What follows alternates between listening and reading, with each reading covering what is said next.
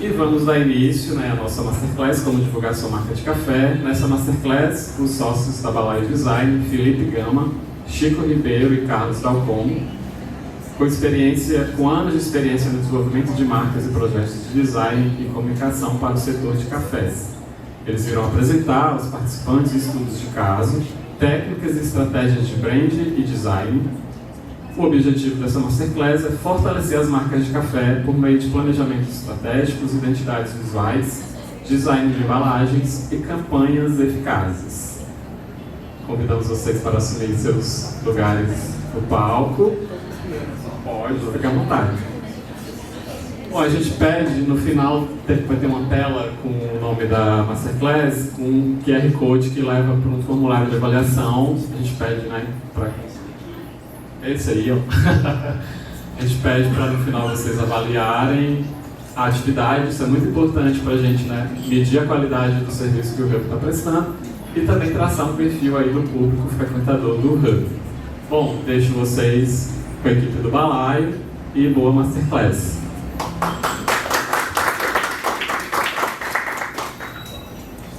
Boa noite, pessoal. Ainda bem que só tem vários rostos conhecidos aqui, então na hora da avaliação eu sei que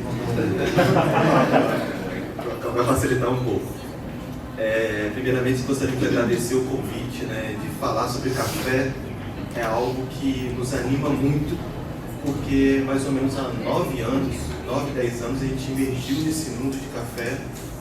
O primeiro projeto lá com a Real Café, um projeto de desenvolvimento de brand e um produto que era o sonho do Grupo Tristão, que era desenvolver um café especial.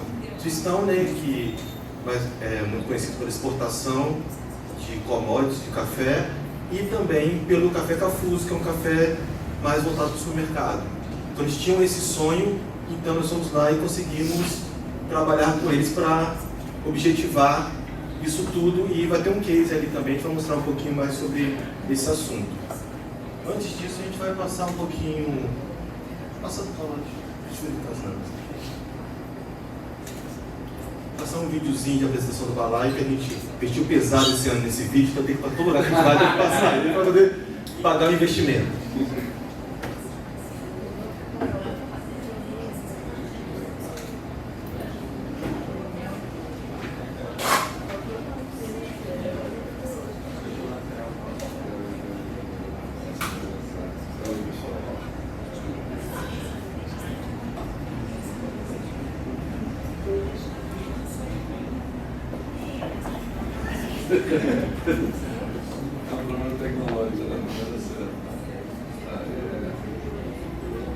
Acredita que marcas são maiores que negócios.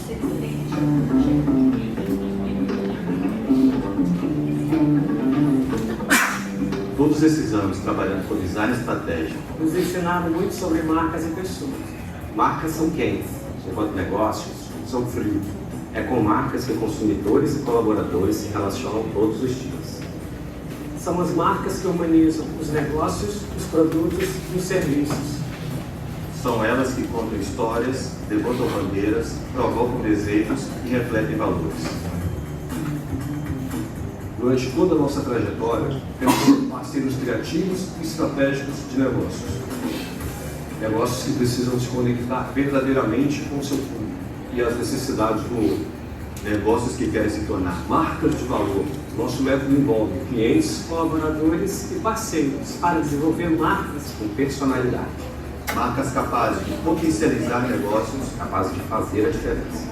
Usamos criatividade e estratégia para ajudar empresas de diversos focos.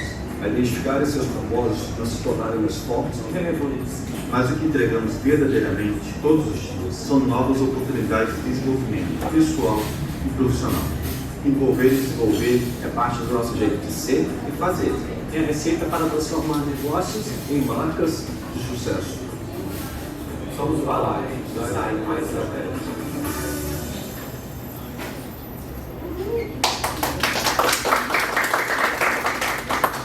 A atuação foi fenomenal, né? Mas graças a Deus que a gente não trabalha com isso. Então, assim, o que a gente falou e resume muito, né? O propósito de desenvolver pessoas e marcas. Então, É por isso que a gente gosta de gente, é por isso que a gente gosta de conversar com pessoas, é por isso que a gente trabalha com isso, porque é nessa troca que a gente consegue entregar o nosso melhor. Porque quando a gente fala envolver pessoas e marcas, não é uma relação do balaio para as pessoas, os colaboradores, para os clientes, é uma relação de troca. Porque se a gente não entender do negócio do cliente, se o cliente não participar do projeto ativamente, a gente não consegue entregar um resultado que a gente acredita seja o melhor resultado.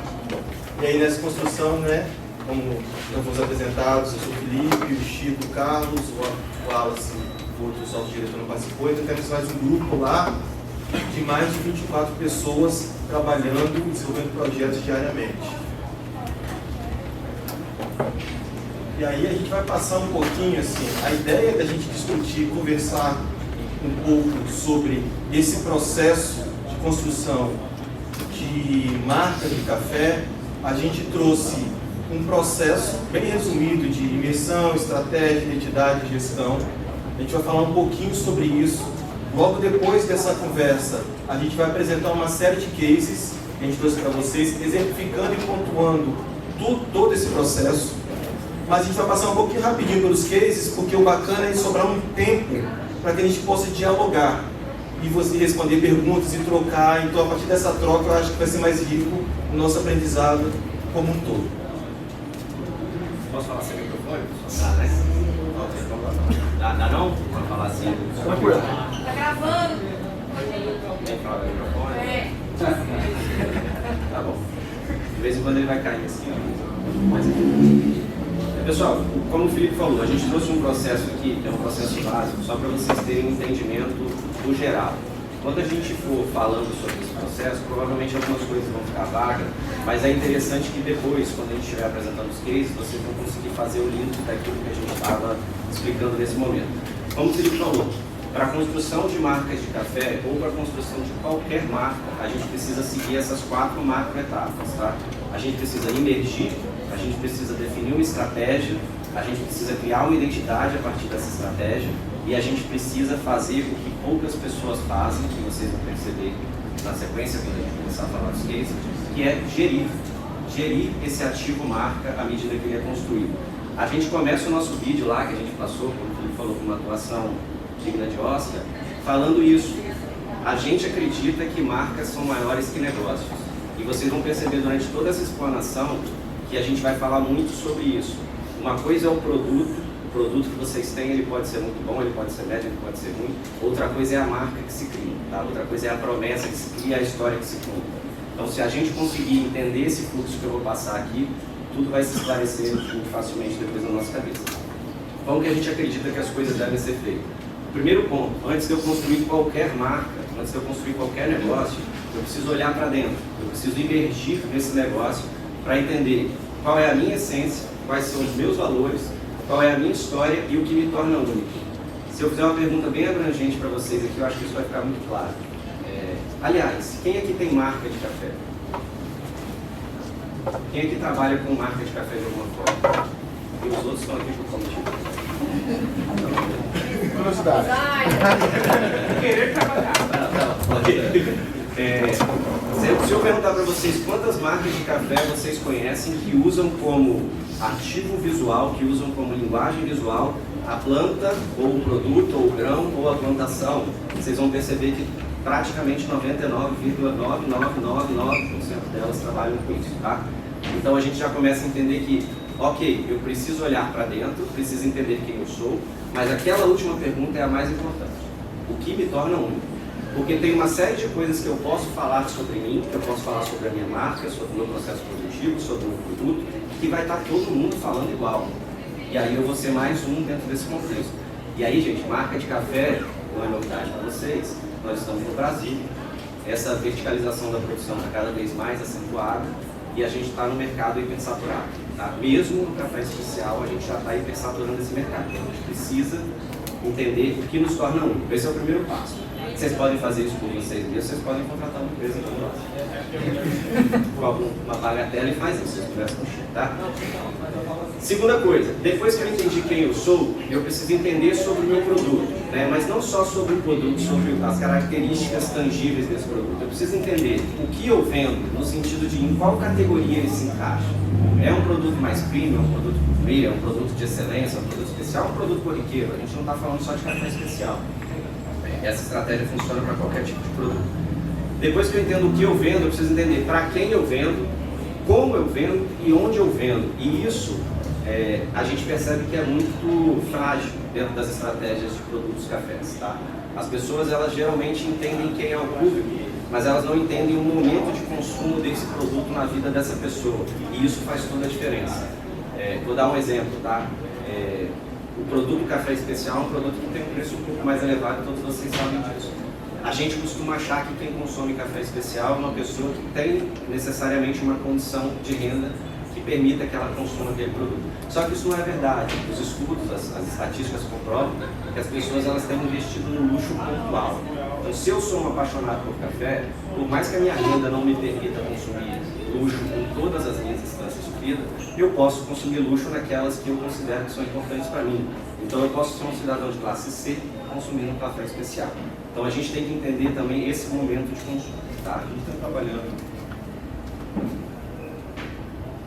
trabalhando com o Sebrae, desenvolvendo produto para mim, pequenos empreendedores da região central. A gente está fazendo um café da Golf, lá de Santa Teresa. Então, era um café especial, então tem uma entrega selecionada e tudo mais, mas ela entrega para uma pessoa aqui de Vitória que compra, sei lá, uma caixa que ela entrega mensalmente aqui em Vitória para ele, que é um programador que só toma café especial e só toma café direto, então toma café de qualidade. Então ele utiliza um café bom como energético, como energia para a produção de trabalho dele. Então é analisar esse momento, esse momento funciona muito bem para o consumo.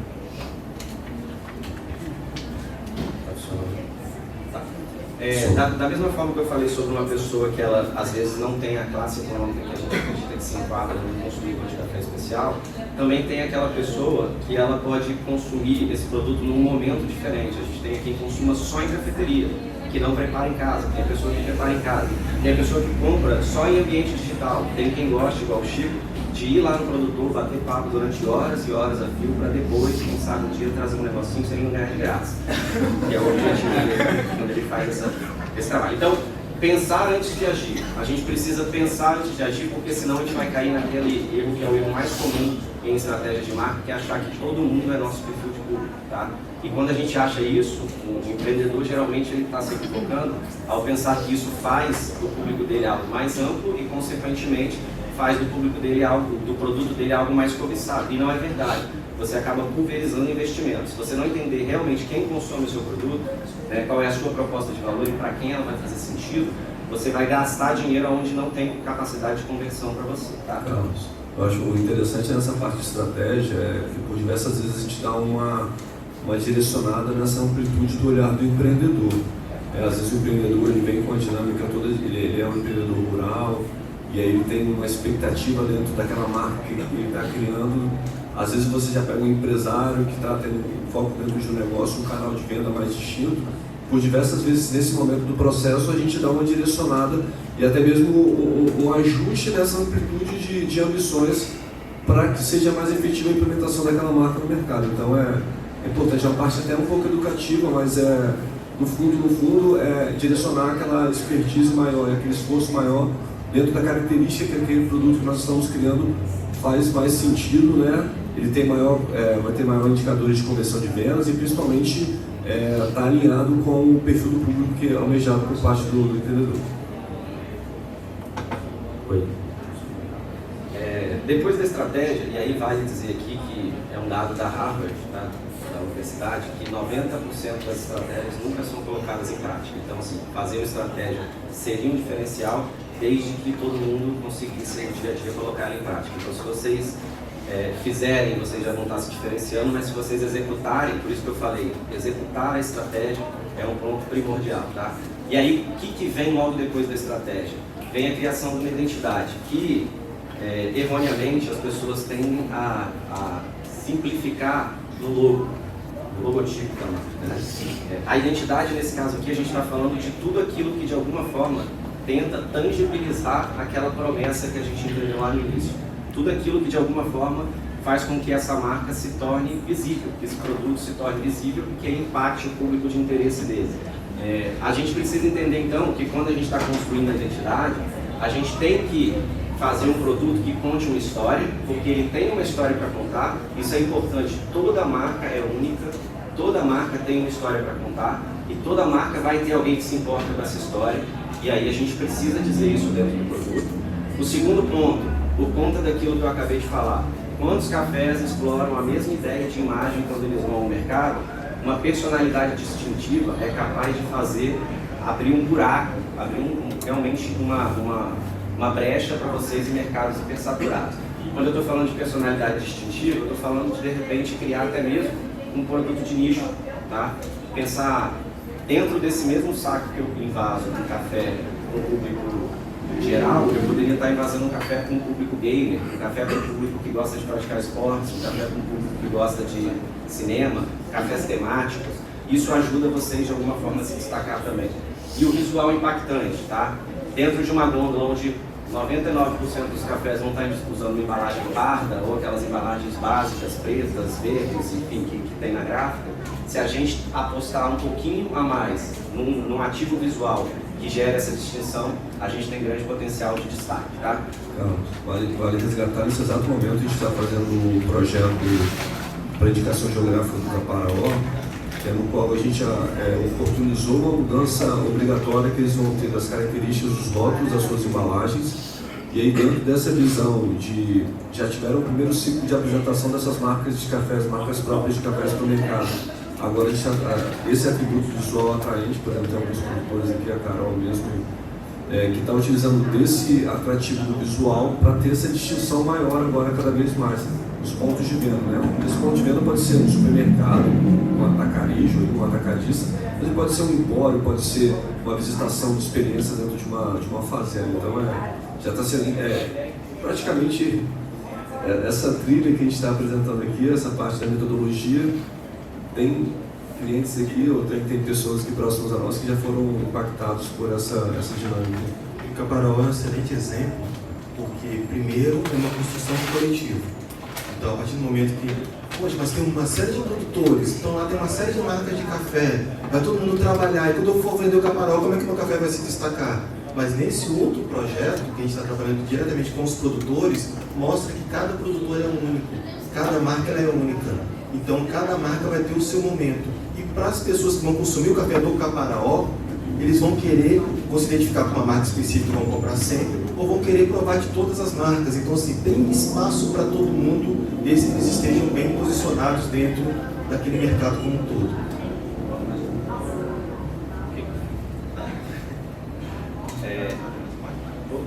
Essa parte de baixo aí é super importante, tá, gente? Tudo deve ser intencional. Se eu estou criando um ponto de contato, se eu estou tendo essa oportunidade, por que não fazer isso de maneira intencional? Por que não calcular o ganho e a perda que eu vou ter de investir um pouco mais ou um pouco menos naquele ativo, naquele ponto de contato? Vou dar um exemplo disso. Nome, tá? Existe um produto que talvez alguns de vocês conheçam no mercado, que se chama Death Wish. Ele é um café que o nome dele em português significa desejo de morte. Faz nenhum sentido, né, na maior parte dos casos. Porém, para um grupo restrito de pessoas, provavelmente aquele grupo de pessoas que andam de Harley Davidson, que são rebeldes por natureza, que gostam de rock ou qualquer coisa do gênero, faz sentido. Eles sabem que aquilo não é um veneno, mas eles sabem que eles estão querendo falar de potência, eles estão querendo falar realmente de vigor, né, de um estilo de vida diferente. Os copos dessa marca, né, as xícarazinhas, elas são caveirinhas, né, que quando você enche de café você consegue perceber ali um crânio. Né, toda a comunicação dela é preta, é fechada, é dark. Esse café na gôndola, ele não tem como passar despercebido. Ele não tem como. Eu posso não comprar porque talvez não se conecte comigo. Mas pensa bem, quando eu vou ao supermercado, eu só compro uma marca das tantas outras que estão lá. Então eu posso não comprar todas as outras que também escolheram viver num lugar comum. Então a gente precisa entender qual é a nossa proposta, qual é a nossa personalidade, para a gente criar algo para um grupo de pessoas que se conecte com a gente para que isso seja autêntico e para que a gente faça isso com facilidade, para que a gente consiga se destacar, tá? A mesma coisa acontece, então, quando eu vou definir qualquer um dos ativos. Então, do nome do meu produto, que poderia ser meu sobrenome, como existem tantos cafés aí que levam o sobrenome, ou que poderia ser o nome da fazenda, como existem outros tantos que levam o nome da fazenda, eu poderia ser eu ir um pouco além, eu poderia falar de um valor, eu poderia falar de uma promessa, eu poderia falar de um ativo, de um atributo desse produto, eu poderia falar de energia, eu poderia falar de satisfação, de alegria, de felicidade. Por que eu vou falar o mesmo que todo mundo fala, tá? Aí, daí para frente, essa lógica de raciocínio serve para tudo. Se eu tenho um nome que fala de energia, eu vou ter uma embalagem bem vibrante, eu vou ter um ponto de contato que ele vai ser diferente. Então, a experiência que eu vou construir para essa marca, ela vai ser uma experiência que vai estar conectada com todos esses valores. E por fim, esse eixo, que geralmente é o eixo onde as pessoas se esquecem de trabalhar. Elas vêm até aqui, elas constroem os pontos de contato, sejam eles intencionais ou não, sejam eles com a qualidade que forem, mas praticamente toda marca vai ter um nome, uma identidade visual, vai ter uma embalagem, o ponto de contato dela, um site, uma rede social vai estar ali, seja no nível que for, e o ponto de venda, que às vezes não é controlado pela própria marca, é um mercado, é uma coisa assim, vai estar lá também. Mas não vai ter nenhum tipo de ação de dia a dia, de energização dessa marca para o dia a dia, de estratégia para fazer com que essa marca vá ganhando reputação com o passar do tempo. E aí essa frase é super importante, tá? Reputação só se constrói ao longo do tempo. É como a nossa reputação enquanto profissional, ou enquanto amigo, enquanto pai, enquanto filho, enquanto qualquer coisa. Só que existe formas de pegar carona, tá? Formas de pegar carona na reputação dos outros. A sua só vai estar construída a longo prazo, mas se você for espertinho, você consegue de repente fazer collab com uma marca que já está posicionada num ambiente onde você quer se posicionar. Você consegue trabalhar com influência de embaixadores, e aí eu não estou falando só de grandes influenciadores, estou falando de micro-influenciadores também, de nicho também, que você consegue de alguma forma puxar a reputação deles para vocês no momento que vocês se associam a eles. Você consegue fazer tanto participação quanto patrocínio em eventos, se for o caso, que tenham conexão com aquela promessa, com aquela proposta de valor que você quer construir. Imagina a Rolex há 200 anos patrocinando eventos de tênis. Por quê? Porque um tenista é uma persona que consome Rolex, faz parte do universo da marca deles. Né? Patrocina a Fórmula 1, que são esportes de elite, tá? E por fim, ações com intermediários. Aqui dá pra gente pensar também, que isso é super importante, que aonde o meu café está sendo vendido, diz muito sobre o meu café. Um café que está sendo vendido no supermercado, querendo ou não, ele tem uma associação, a não ser que exista uma gôndola específica para cafés especiais lá dentro, ele está sendo comparado a produtos de combate. Um café que é vendido numa cafeteria, que tem uma reputação, que serve só um bom café, ele já começa a associar para ele outros tipos de informação. Então esses são hacks que a gente chama de reputação. Você vai construir a sua a longo prazo, com a sua comunicação constante, sempre bem feita, sempre ali frequente, mas você pode hackear um pouquinho de reputação usando essas ações aqui que a gente já listou para vocês. E aí, a gente vai começar agora a exemplificar um pouquinho mais, desmistificar um pouquinho mais toda essa conversa inicial. A gente esqueceu de falar no começo, assim, se quiserem fazer pergunta, fiquem à vontade, a gente tem tempo, a gente está acostumado a falar com 30, 40 minutos, estourar o tempo sempre. Aí com 2 horas a gente fica até mais feliz, então a gente vai conseguir falar. Então fique à vontade para perguntar e tirar dúvida quando quiser, tá? Então a ideia de como construir marca de valor. Viu? A ideia principal é que as pessoas não se apaixonam por estratégia de negócio. Quem gosta de estratégia de negócio é o empreendedor, que adora fazer estratégia, fazer planejamento. As pessoas, elas querem ver o resultado dessa estratégia, essa materialização, que o Carlos tinha falado anteriormente. A gente tem que construir uma estratégia, porque se não tiver um direcionador, a gente é levado para qualquer lugar. Mas depois dessa estratégia construída, a gente tem que colocar em prática. Mas, poxa, eu tenho uma estratégia que é muito grande, é muito complexa. Pega um pedacinho dela e executa. Faz uma coisa por dia. Tem muita coisa para fazer, eu tenho que produzir o café, eu tenho que selecionar o café, torrar, colher, embalar, ensacar, colar os adesivos, ir lá vender, distribuir. Eu faço muita coisa, mas olhando para a estratégia e fazendo um pontinho por dia, isso é muito importante. E a estratégia que levou, por exemplo, tirar a ideia de café commodity e levar o café para um outro lugar. Então tudo isso começou há um tempo atrás, assim, dentro dessa onda. Quem foi pioneiro disso nem foi um produto, nem foi uma marca, foi um país. É a ideia do que é o café colombiano. Então o que aconteceu? A Colômbia, assim, para quem, vocês devem conhecer um pouquinho dessa história, mas a ideia é que a Colômbia está do lado do Brasil. Ela olhou e falou: você começou a produzir café, até mesmo para escamotear a ideia da produção de coca, essa relação toda, assim, vamos construir uma marca para ter uma outra visão. Mas eles não poderiam se posicionar no mundo como um super produtor de café, porque eles estão do lado do Brasil. O Brasil já é o maior produtor de café do mundo. Então, o posicionamento da Colômbia foi o quê? Eu vou me posicionar como o melhor café. Eu não consigo ter quantidade, mas eu consigo me posicionar enquanto qualidade. E com isso eles criaram uma estratégia mundial, criaram um personagem, que é o Juan Valdez, que assinava o café da Colômbia, tanto que quando entraram com essa estratégia toda no mercado norte-americano, tinham mais café colombiano vendido nos Estados Unidos do que a Colômbia era capaz de produzir. Então não tinha essa história toda, não tinha essa relação toda de construção. Então eles criaram todo esse imaginário. Então, assim, é algo similar, novamente, ao caso do Café do Caparaó. Eles formaram primeiro uma ideia, um ecossistema, um grupo grande, divulgaram o café, nesse caso, de um país inteiro, e depois as outras marcas de café colombiano foram nessa onda, cada um com o seu diferencial, cada um com suas peculiaridades, construindo todo esse processo. O que vai no Café da Colômbia, para vocês terem uma ideia, hoje o café é uma política pública de turismo para o país. Então, olha a proporção que um produto tomou dentro da divulgação de uma cultura de um povo.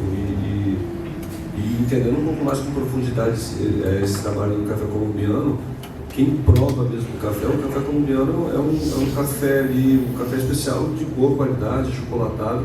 Nós temos diversas regiões no mundo que tem cafés especiais, porém não tem a alta produtividade, talvez, que eles propunham dentro do discurso deles. Hoje o Brasil já se sabe, né, esse nível que os cafés especiais têm tido nesses últimos anos, é que a proporção de cafés especiais que tem sido colhido aqui no Brasil é muito maior do que existe na Colômbia. Mas mesmo assim, a gente sempre fala, né, nem sempre é o melhor que vende mais, né, é aquele que comunica melhor, né, aquele que publicidade se propaga melhor dentro desse contexto. Então é bom ressaltar essa situação. É aquela relação do final da gestão ali. A reputação se constrói a longo prazo. Então a Colômbia já está uns passos à frente do Brasil. Só que com a qualidade do nosso café e com a capacidade nossa de produzir, a gente já está encostando isso e ultrapassando essa percepção do mundo em relação ao café especial da Colômbia. E aí a gente coloca muito relação nessa construção. Isso se alinha muito com o que o Carlos estava colocando ali inicialmente. É possível ter uma clareza de uma construção de identificação. Para além disso, com essa identificação, rebater isso numa diferenciação, então são elementos muito importantes, para ter uma percepção de valor.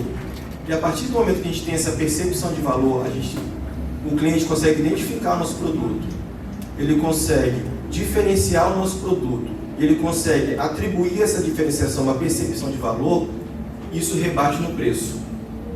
Então isso é muito importante, é passar por esses processos para que a gente consiga precificar melhor. E precificando melhor, a gente consegue fazer o negócio girar com mais facilidade. Então eu queria perguntar para vocês, quanto que vocês acham que vale esse anel? Chutem um valor.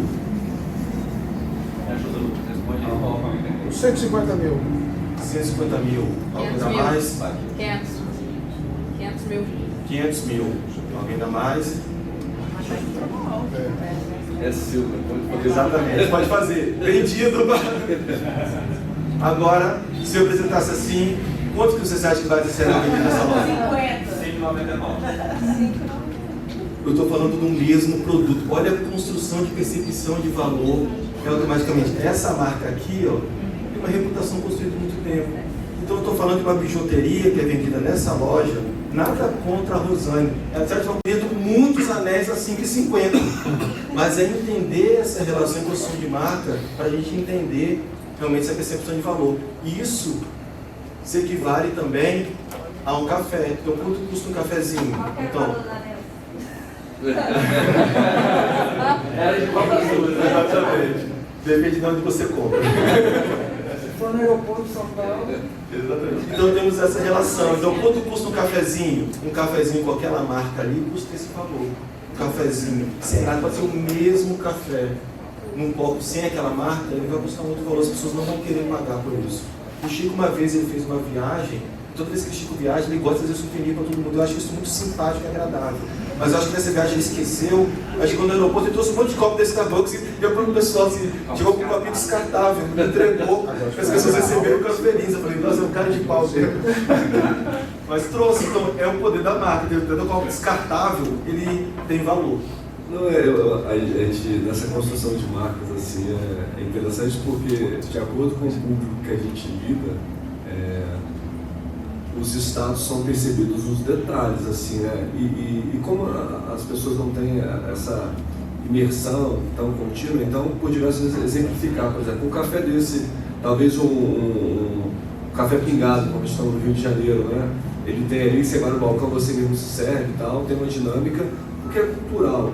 Mas, dentro desse mesmo contexto, se um turista, né? Carlos esteve agora no Rio semana passada, e ele vai ser apresentado dentro do contexto de uma visitação guiada dentro daquela cultura do Rio de Janeiro, e aí toma aquele café pingado pode multiplicar por 3, 4, porque você está consumindo ele dentro de uma cultura local. Assim como a gente faz, por exemplo, quando a gente paga por uma vivência dentro de uma propriedade, né? A gente tem essa dinâmica muito de visitar propriedades, muito pela experiência rural, pela experiência turística, e aí você tem ali o produto que está sendo vendido, um café torrado moído com 250 gramas ali, em torno, vamos lá, de R$30. Mas a partir do momento que você chega numa propriedade, o produtor te acompanha, né? Você tem toda uma dinâmica ali do entendimento da cultura da família. Você tem todo um tempo destinado de qualidade naquela visitação. Tem um preparo de um café especial. Quando você vai comprar aquela embalagem de 250 gramas de café torrado moído, ela vale muito mais, o valor percebido dela é muito mais. E por diversas vezes a gente consegue transferir uma relação de uma compra de um commodity, um café, para uma lembrança. Eu estou levando agora não mais um café, eu estou levando uma lembrança. E aí, nesse momento de lembrança, a gente sempre fala, na hora que a gente vira a chave do racional para o emocional, né? Então, o racional você compra porque eu tenho que repor o café que acabou na minha casa. Beleza, você está na gôndola ali, você vai comprar. Mas às vezes você compra aquele café para repor e você olha uma outra embalagem, um outro produto interessante, você, caramba, isso aqui me faz... Quem já comprou aqui por algum produto pela embalagem? Né? Porque quando você chegou ali no ponto de venda, ele não estava na sua lista. Não era nem no momento ali o principal, mas você levou e consumiu e por diversas vezes você tem aquela experiência do produto. Então é interessante fazer esses links, porque por diversas vezes não é só a comodidade de acessar um produto como esse, sim toda a experiência que ele agrega. Assim. Só para deixar claro as fotos, um exemplo. Só para falar um exemplo, 2 semanas atrás nós estávamos tendo no Rio o Salão Nacional de Turismo, onde a rota premiada foi uma rota de turismo de experiência do café. Nós ganhamos do vinho, ganhamos do chocolate, ganhamos de, eu brinco assim, Campos do Jordão, que tem Gramados, todas as outras rotas que tem um marketing muito forte. Então, para mostrar como a cadeia do café está crescendo dentro do imaginário da população brasileira, né? Quem foi a rota imperial do café? A rota do Café Paraná. É que o Espírito Santo não tem, estão tentando desenvolver para mostrarem que aqui tem muito potencial. Nós temos muito café bom e de qualidade. Em lugares limpos. Aqui? Em lugares limpos. Sim. Eu acho legal pegar essa carona. A gente fez um projeto no Rio de Janeiro. O café tem toda uma dinâmica que ele vem da América Central e aí, através de um profissional do Exército que se apaixona por uma mulher, ele vem e ele chega pelo Pará, o Belém. Mas o primeiro local que ele tem um plantio e tem em quantidade, né, é no Rio de Janeiro. E é uma região chamada Vale dos Cafés, do Rio de Janeiro. Uma região fantástica, assim. E a gente já teve a oportunidade de fazer esse vínculo de um projeto que é o resgate da cultura do café nessa região com o turismo. E aí você chega em determinados, são 6 ou 7 fazendas, e elas têm uma complementação turística. Tem uma que tem uma senzala que relembra todo o passado. Tem uma que tem uma noite imperial, que todas as pessoas que visitam ela se vestem como naquele tempo imperial e tem toda uma encenação. Tem uma outra que tem uma cafeteria dentro da área do plantio do café, que você vê o entardecer e aí tem um modo de preparo. Então isso assim, algo que a gente tem vivenciado cada vez mais. O Espírito Santo disparado as oportunidades que isso existe, né? E realmente é um diferencial que o café tem resgatado. Eu acho que é o resgate dessa história do café. Só para complementar esse exemplo, pode ter alguém dizendo aí, não, mas tem diferença entre o café daqui e o café de lá. Pode até ter, mas se a gente for, por exemplo, da água, por exemplo, né? A gente tem água vendida no sinal 50, eu estou falando de água mineral com todos os selos de certificações que praticamente todas as águas minerais têm. E eu tenho água mineral sendo vendida numa garrafa R$50 no supermercado. E tem pessoa que compra a mesma quantidade de água e água. A não ser que alguém diga aqui que é um grande degustador de água, ninguém consegue fazer uma diferença sensorial de um produto para o outro. Mas a pessoa está comprando aquela água da Voz, por exemplo, uma garrafa de vidro, garrafa de metal, porque depois ela vai encher de água da torneira, se for o caso, mas ela vai poder continuar expondo aquela marca. Então a gente consegue comprovar com esses exemplos que o ativo marca, para além do produto, obviamente o produto de vocês tem que ser bom, tá? O produto bom é base. Mas para além do produto, o ativo marca é o que faz vocês romperem a barreira do normal e ir para o extraordinário. A gente pode falar de exemplos e exemplos. Aqui no estado a gente tem o café do Jacu, do Henrique, da Fazenda Camusim, que é um café que sem a história talvez não tivesse o sucesso que tem hoje. Vendido a centenas mesmo de euros em grandes mercados da Europa, porque ele tem uma narrativa por trás, porque as pessoas ficam curiosas em saber e provar do café que saiu.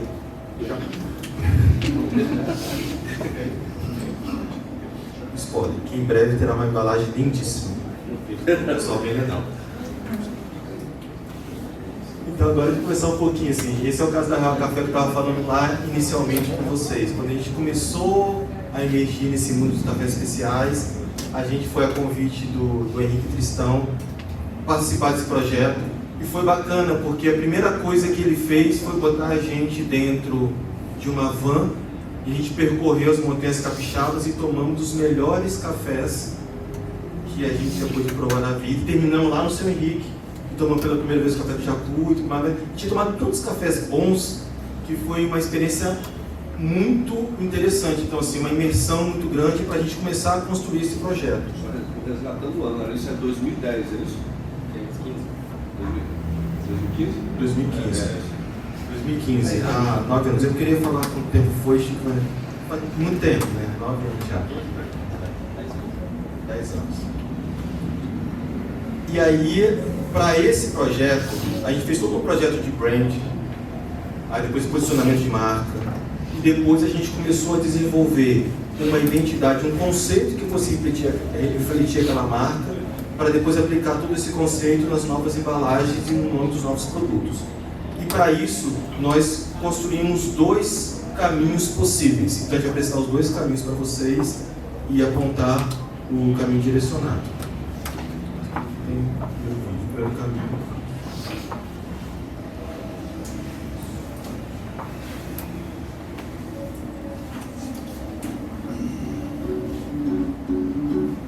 Quanto mais sentidos eu envolvo, mais marcante é a nossa experiência.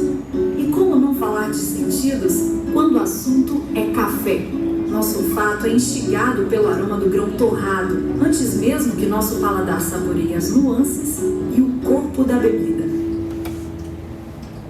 O preparo todo especial de uma xícara quente ou gelada, como você preferir, aguça o nosso sentir para os sabores que estamos prestes a vivenciar.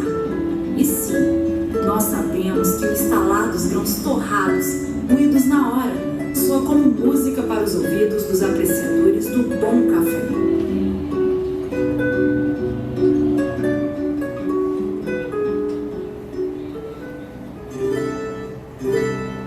E por que não dar mais ritmo e melodia a essa composição, harmonizando a qualidade dos melhores cafés da nossa terra com o melhor da nossa música? Exportamos excelência e todo mundo lá fora olha apaixonado para o nosso café e para a música brasileira. Mas é para você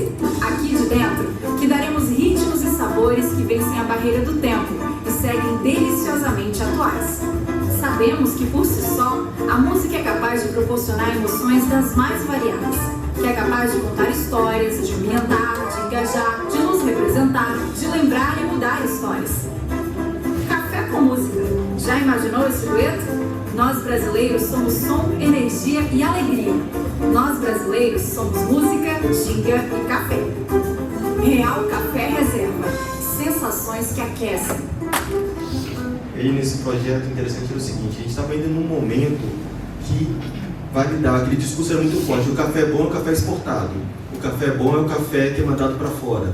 Então a Real Café, como uma das grandes produtoras e exportadoras de café do Brasil, a ideia dela era produzir um café de qualidade e entregar esse café de qualidade para os brasileiros. Então a ideia da construção de toda essa identidade foi a gente relacionar porque a gente pode relacionar o café. O Brasil gosta muito de café, o Brasil gosta muito de música.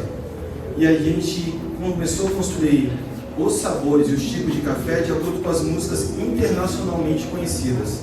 Então a gente construiu cada sabor de café, cada tipo de café era o nome de um ritmo musical conhecido internacionalmente. E o bacana é que toda a construção do conteúdo textual era uma construção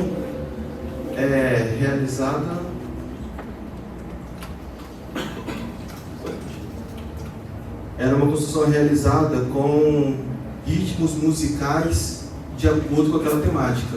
Então toda a descrição do rótulo do café samba tinha um ritmo que, se a gente musicasse, viraria um samba. Do MPB era uma construção de textos que, se a gente musicasse, e podia ser uma musiquinha de voz e violão. Então a gente fez todo esse entendimento alinhado também com uma identidade.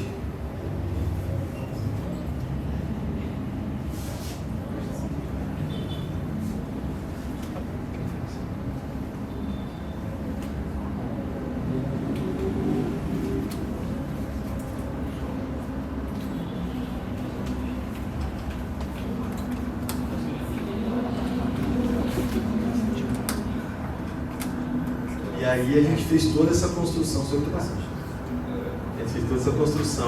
então entender, essa aplicação, ela também deveria ser uma aplicação que funcionasse muito bem em todos os tipos de envases que eles estavam pretendendo fazer. Então Bossa Nova, então tem umas ondas ali que lembram o Castelo de Copacabana, então tem toda uma construção desse processo.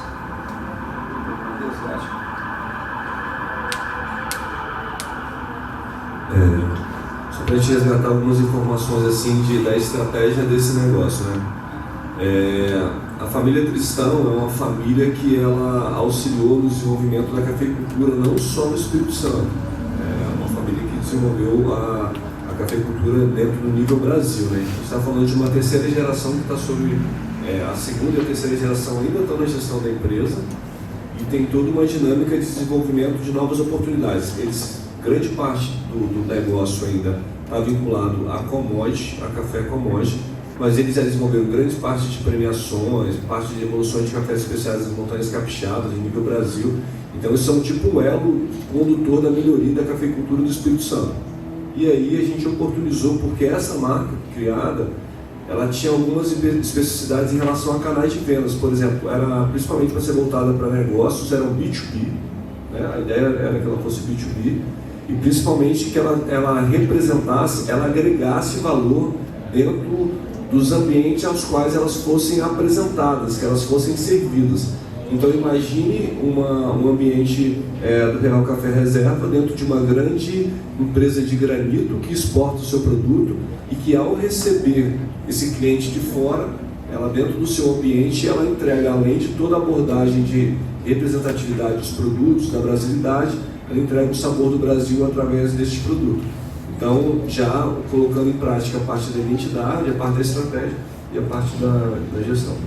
O bacana é que esse projeto foi um projeto que a gente fez a imersão, a gente envolveu uma grande parte da nossa equipe, a gente construiu todos esses textos. Então, geralmente, a gente vai entregando os projetos em etapas e aprovando junto com o cliente. Esse projeto a gente se empolgou tanto que a gente evoluiu, não, está muito legal, evoluímos, fizemos toda essa construção e apresentamos de uma só vez para o cliente, do conceito até a embalagem, na mesa com todo mundo reunido, todo mundo gostou muito do projeto, gostou muito da relação, só que eles não aprovaram o projeto.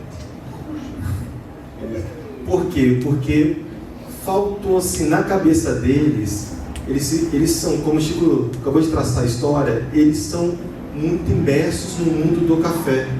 Então esse conceito é um conceito que se alinha com o público deles, estava alinhado com o produto deles, mas estava fora do que eles imaginavam com o produto, que era o sonho da vida deles.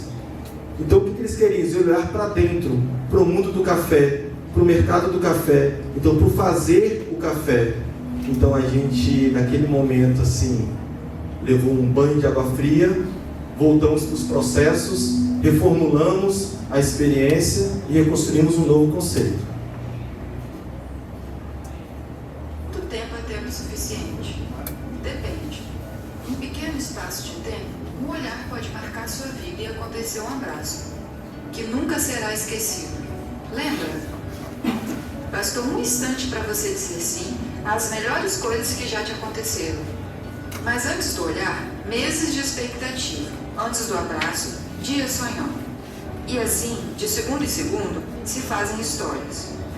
Há quase 100 anos, a gente faz café para acompanhar a sua história. E é em questão de segundos que a torra do seu café acontece. São esses segundos que dão os sabores que você tanto gosta aos seus momentos. Real Café Reserva prepara blends especiais, identificados com números que inspiram a qualidade de lotes exclusivos e os segundos dedicados a cada torra. Real Café Reserva. Sensações que aquecem. Então, nesse momento, a gente voltou nosso olhar para a produção, voltou nosso olhar para o tempo e pegamos essa questão da relação do tempo com a produção do café. É entender como a diferença de cada segundo, cada segundo faz diferença na hora da torre, faz diferença no sensorial que aquele café vai ter, na entrega que aquele produto vai ter.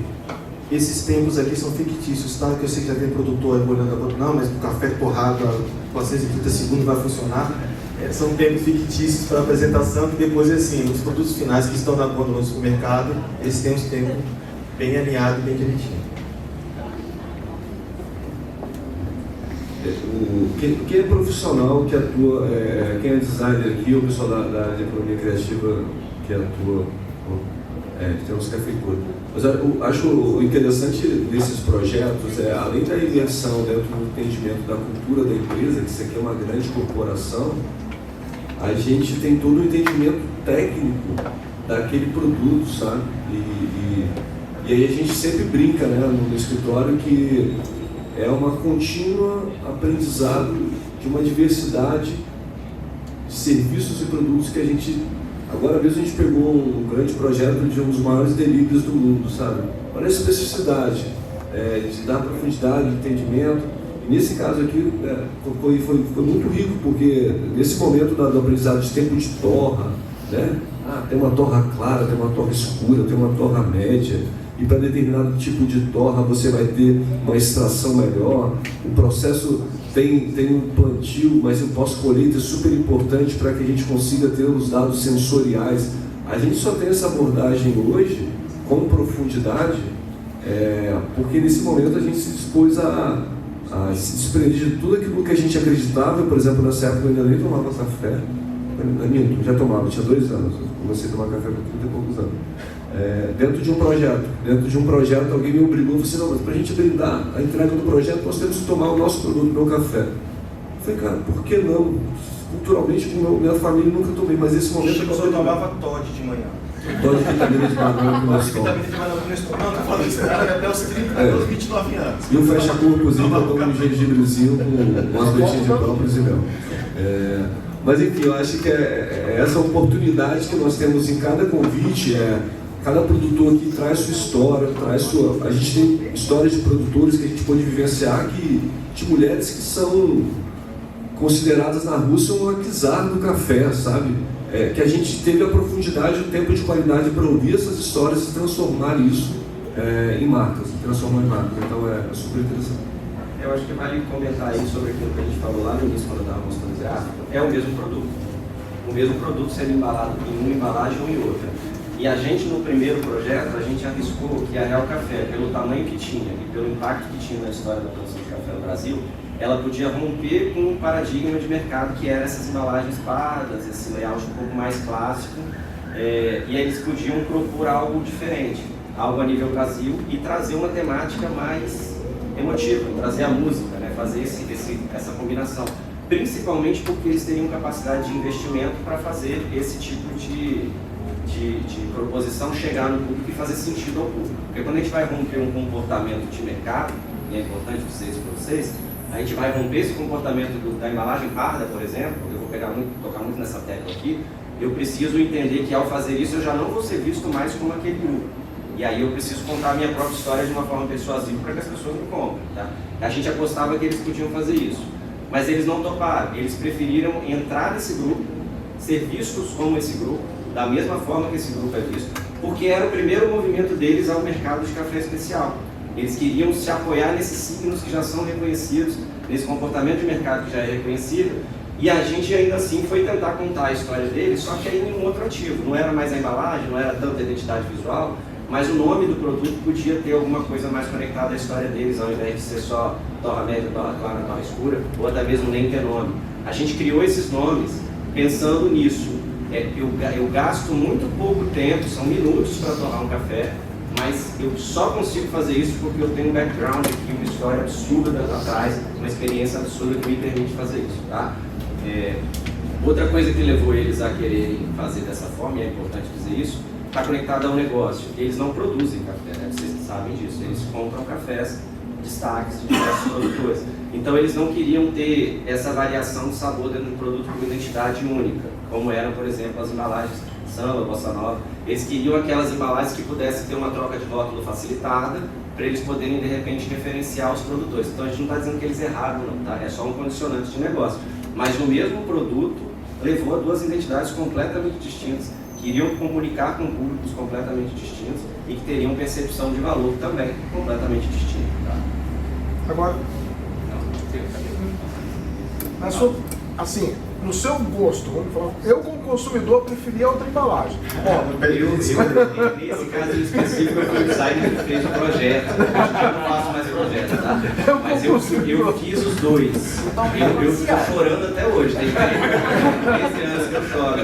Não, eu como consumidor, sinceramente, a outra embalagem ela me chamava muito mais atenção numa gôndola genérica do que o padrão. Eu não apostaria nessa solução para qualquer produtor, para qualquer situação, não apostaria, mas eu apostaria no caso deles.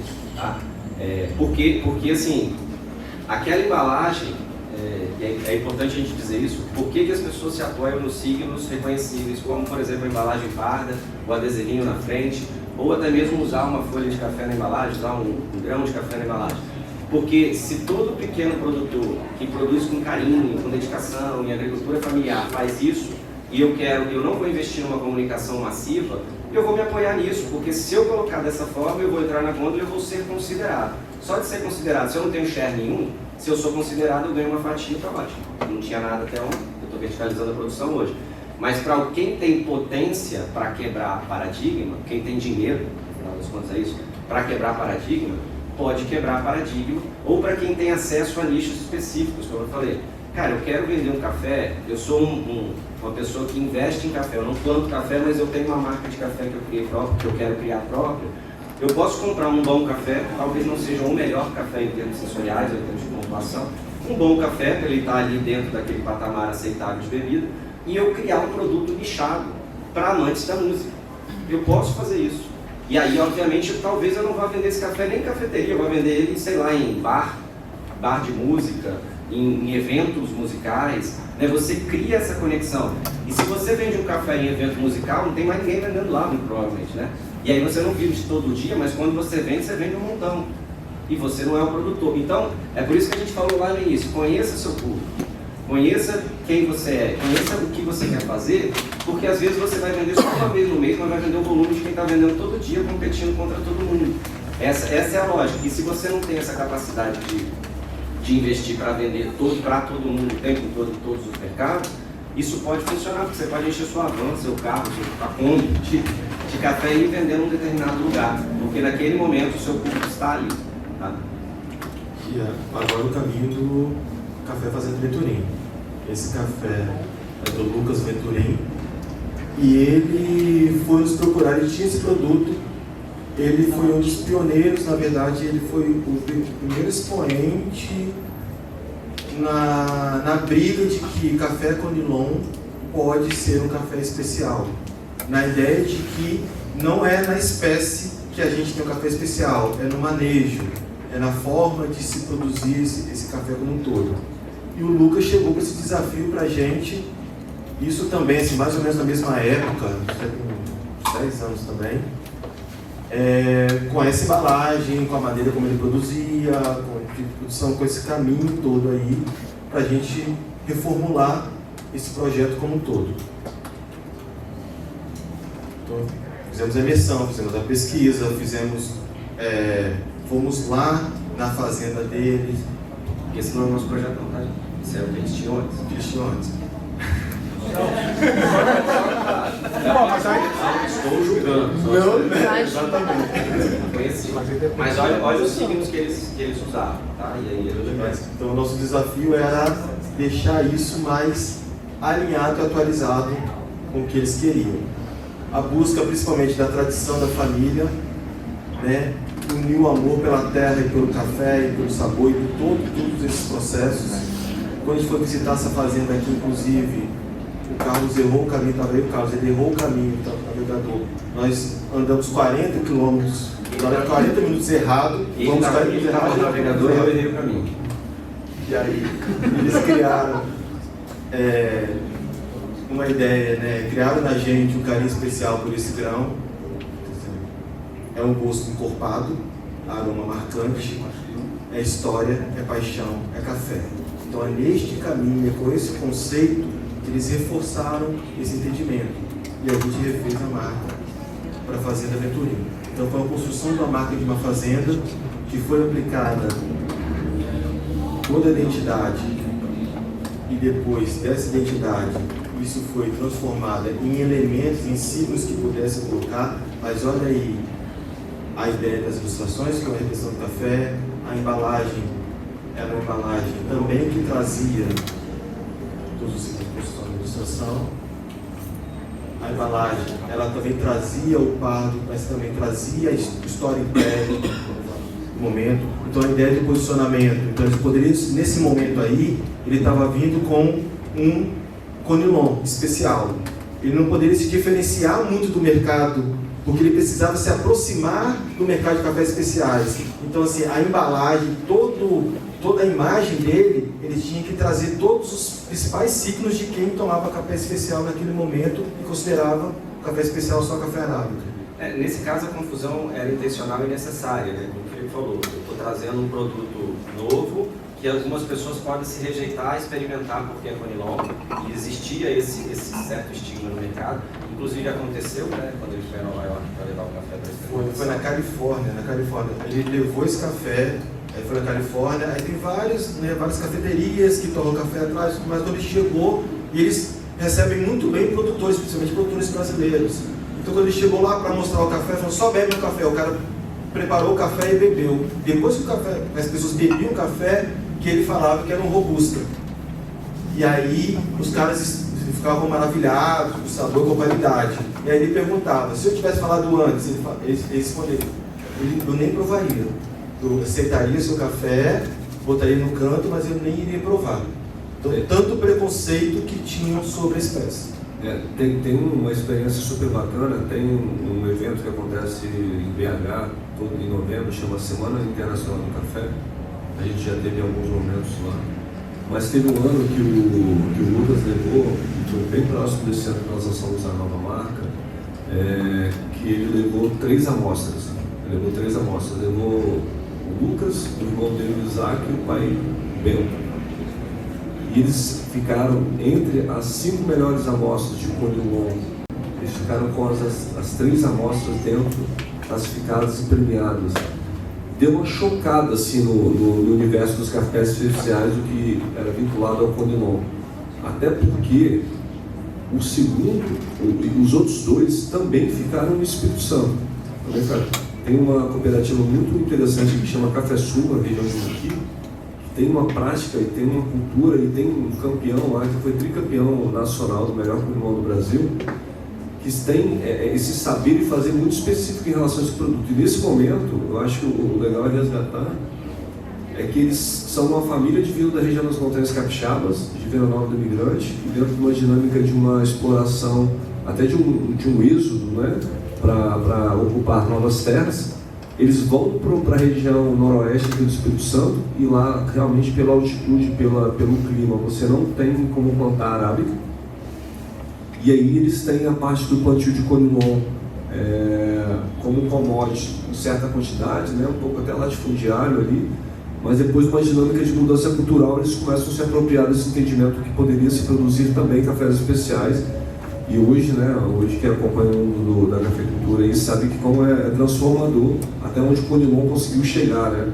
A gente costuma servir bons cafés lá no balaio, né? Vira e mexe a gente ganha, ou às vezes a gente obriga a receber um café de brinde de algum cliente. E, enfim, sempre contando a região do Caparó, nas montanhas, ou a gente está rodando um pouco pelo parceiro, com o Gabriel e outros, a gente traz um café. E às vezes a gente até confunde, já não consegue mais identificar o que é uma arábica especial, o que é um Conilon especial. Porque as nuances e os sensoriais eles estão muito misturados hoje numa dinâmica. Pelo menos o discurso que a gente tinha era que o Conilon entregava muita energia e que o arábica entregava muito sabor. Hoje, talvez até equivocado falar sobre isso, uma vez que o Conilon assumiu um estágio tão interessante dentro do mundo dos cafés especiais. E o bacana, por exemplo, dessa peça é algo bem emblemático. Então eu estou falando de um folder que divulgava o seu próprio produto e ele tinha que mostrar no folder o processo de produção dele, para mostrar que ele tinha um processo de produção diferenciado, por isso que o café dele era especial. Então assim, ele tinha que catequizar as pessoas e mostrar todo esse processo. E a gente fez isso através desse infográfico. E aí também assim, o Lucas, ele fazia parceria com cafeterias, ele criava espaços dentro das cafeterias, que não, essa cafeteria é uma cafeteria que tinha ali na Praia do Canto. Então ele fez uma parceria com eles e construiu, envelopou uma parte da cafeteria, colocou quadros, divulgou o seu próprio produto dentro do espaço. Aquela relação que o Carlos estava falando lá no começo também. Saber aonde que ele vai divulgar o seu próprio produto, para poder fazer a associação de marca e automaticamente construção de valor. E olha que bacana, ele veio com um outro projeto para a gente, o mesmo Lucas, ele veio com um outro projeto de um cold brew, que é o quê? Que é tipo um café gelado. É um café gelado, enfim. Que aí também conheceu nessas viagens dele e tudo mais. Então ele veio com esse produto, então era uma outra pegada, um outro público, um outro relacionamento. Então a gente construiu uma identidade diferente. Uma identidade que era direcionada para um outro público e uma outra construção. Também com o Universo de Café, imagina a mesma fazenda, os mesmos produtores produzindo produtos totalmente diferentes para públicos diferentes, então com identidades e caminhos diferentes. Então esse era o produto. Eu acho que vale falar mais uma vez sobre os ativos da marca, né? O nome, a embalagem, a identidade, as cores. Brutal, como está escrito aí, meu pai não consegue ler, tá? E não é para ele mesmo. É um produto jovem. É um produto para o público jovem, um produto que se propõe a falar muito de energia, né?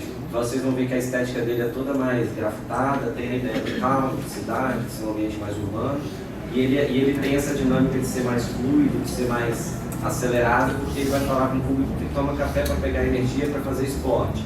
Então, às vezes o insumo é o mesmo, né? Ele está usando o mesmo café Conilon que ele produz para fazer o Fazenda Venturim, para fazer o Brutal, mas aí eu envelopei de uma forma diferente, eu preciso de novos signos visuais para eu atingir aquele público específico. De novo, não é para o meu pai. Tá? Meu pai entende de café, mas ele não está no suquinho. Entende bastante. E o bacana, que além disso, ele veio depois com outro desafio. Então, o mesmo café, mas dessa vez, ele estava querendo colocar o café dele no mercado internacional. Então ele queria expandir o produto para o mercado sul-americano, né, da América do Sul, e ele começava pelo mercado argentino.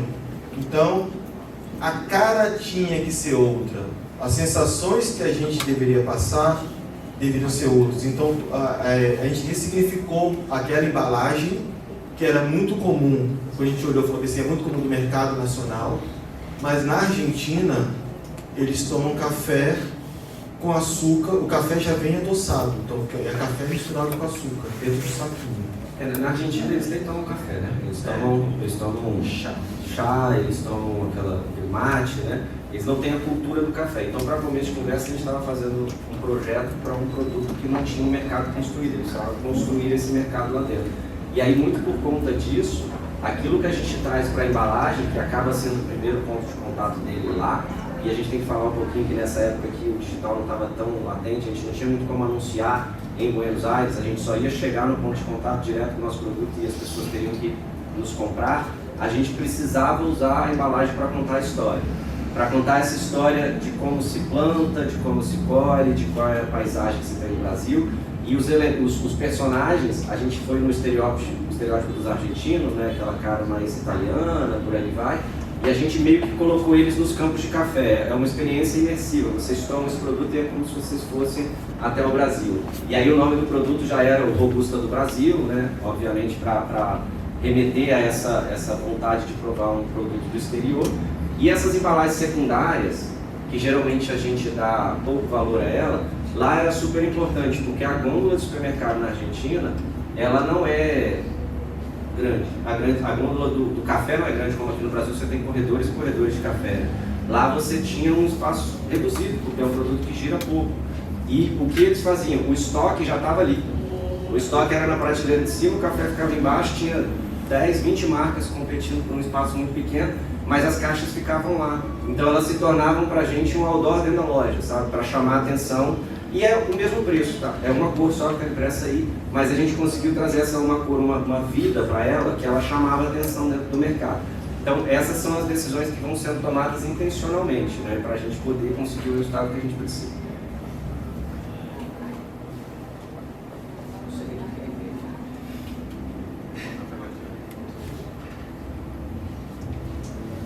Café Guardião.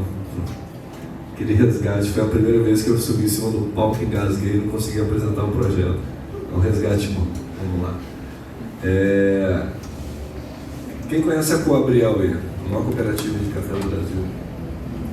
A Coabriel é uma instituição que tem cerca de 50 anos e super interessante. A gente vai contar um pouco das particularidades, porque eu acho que essas vivências são super interessantes para principalmente também os produtores, os empreendedores. Você tem uma ideia, a Igreja Católica ela foi um dos elos de empreendedorismo maior no Brasil. A Igreja Católica tinha uma dinâmica de fazer algumas associações para juntar em prol de um bem-querer. E a Igreja Católica em São Gabriel da Palha, ela juntou alguns produtores de cafés e fundou uma associação, e essa associação é a Coabriel. E inclusive ela é sócia até hoje, associada da Coabriel. A Coabriel ela tinha, nessa época, cerca de 3 mil associados, 3 mil produtores pertencentes à associação, no qual eles tinham um sonho que era ter uma marca de café próprio, uma marca própria de café. Eles vendiam muito commodity, como vendem hoje. Se eu não me engano, em 2023 a Coabriel ela teve de receita 4 bilhões de reais em cima de venda de cafés commodities, cafés verdes, principalmente Comilon, prioritariamente Comilon. E a gente lá atrás, o entendimento do local, a gente atua nessa região até hoje. A gente atua na região praticamente há 12 anos. E acabou se tornando uma parte também do balaio, uma dinâmica assim. Então aqui a gente montou um grupo de produtores que quiseram transformar esse ambiente e que o café poderia oportunizar, como a gente falou até aquele olhar da Colômbia, oportunizar uma mudança da ocupação e econômica do território e um olhar além do mais. Poderia se tornar também um atrativo turístico para a região. Então, em 2013, tem um grupo de produtores que desbrava um pouco essa mudança do comportamento do café commodity para o café especial. Tem lá 3, 4, 5, 6 pessoas que que trouxeram, vamos acreditar nessa mudança cultural. A gente foi chamado para desenvolver essa indicação geográfica. No caso de uma indicação geográfica, isso aqui chama-se signo distintivo, é uma adequação para dentro do formato que existe. A gente fez a parte imersiva e para brindar com a família, para brindar com as famílias pertencentes naquele momento, me faz valer, tem pessoas representando o Caparaó aqui, devia ser não mais do que 30 produtores, naquela época que acreditavam, e resultados depois disso que eu acho que são super importantes falar, né? Em 2015, um produtor do Caparaó ganha como o melhor café do Brasil, melhor café arábica do Brasil. E de 2015 para cá, entre os 3 melhores cafés arábicos do Brasil, todo ano tem o café do Caparaó. A gente acabou, através das premiações, transformando o olhar que aquele café que no passado era um café de baixa qualidade, hoje é um café mais interessantes para uma transição. E aí a gente ouve isso de diversos profissionais, principalmente de um cara muito técnico, que é o professor do IFES. Ele fala o seguinte: se o cara quer sair de um café commodity e ele quer transitar para um café especial, o melhor café que tem para tomar é o café do Caparaó. Porque ele é um café já naturalmente doce. Ele já vem com um sabor doce. Então, se a pessoa pensar no açúcar, se ele der uma bebida, beber um pouquinho antes, ali um café de uma pontuação de 80 para cima, café especial, ele já vai ter essa percepção diferente. E no decorrer desse tempo, a gente vem colhendo diversos resultados adquiridos nessa região. Hoje, Carol, me lista aí, quantos produtores são vinculados à PEC, na associação? 94 produtores associados. Então, e hoje, iniciativas, né, diversos tipos de eventos acontecendo nesse território. Desenvolvimento econômico, aí eu posso falar que é muito bacana. A primeira vez que eu estive lá para tomar um café em 2013, as pessoas me recebiam dentro da varanda, que era junta da cozinha, para servir o seu café ali, porque era um turismo de experiência. Hoje, no mesmo lugar, chama Forquilha do Rio. É muito interessante. Você sobe, tem um desenvolvimento total. Casas excelentes. Praticamente todos os produtores referenciados têm suas cafeterias representadas. Você tem todos eles ali com amplitude de mercado. Tem gente que... Ele é pronto dentro de uma característica cultural, mas dentro do universo da cafeicultura, é um cara que está dialogando com 20 países, com 10 países, eles estão divulgando o café para o Brasil inteiro. E aí, dentro desse olhar, dentro dessa construção, eu acho que vale resgatar é que a gente tem evoluído com contínuos trabalhos na região do Caparaó, sendo que é uma das indicações de café que a gente já desenvolveu pelo Brasil. Aqui no Espírito Santo a gente também foi responsável pelo Conilon e também fomos responsáveis pelo Café das Montanhas Capixaba. Enquanto a gente vai colocar o vídeo, eu queria fazer 2 observações sobre a região do Caparaó. Como a gente falou, é um pouco diferente trabalhar para uma marca que é uma marca coletiva, porque quando você faz olhar para dentro, não é um dentro, né? São um monte de dentros. E cada um deles faz de uma forma muito diferente entre si, mas existe algo que os conecta. E o nosso objetivo nesse trabalho era achar esse algo que conectava eles. E quando o Chico fala sobre essa questão de ser uma zona que em algum momento foi reconhecida pelo café de baixa qualidade e que hoje é reconhecida pelo café de altíssima qualidade, a gente usa isso como narrativa de marca. Então a gente vai passar um vídeo para vocês aqui que vai falar de 2 coisas que eu queria que vocês atentassem. A primeira é essa narrativa do patinho feio. O patinho feio era patinho feio para descobrir que ele não era feio, ele era cisne, né? E foi exatamente o que a gente colocou no início desse vídeo. Caparaó é sinônimo de cafés especiais, naturalmente doces, sensorialmente diversos, mas não foi assim a vida inteira. Aí vai falar do cuidado do produtor, do investimento em estudo, né, de você fazer as coisas da forma como deve ser feito, e isso vende muito, principalmente para comprador estrangeiro. Eles compram essa história de luta, eles compram a agricultura familiar e eles compram também o Parque Nacional do Caparaó, que a gente também, obviamente, vai usar no vídeo, porque é um ativo da narrativa dessa marca. E o outro ponto é, naturalmente doces e sensorialmente diversos, por quê?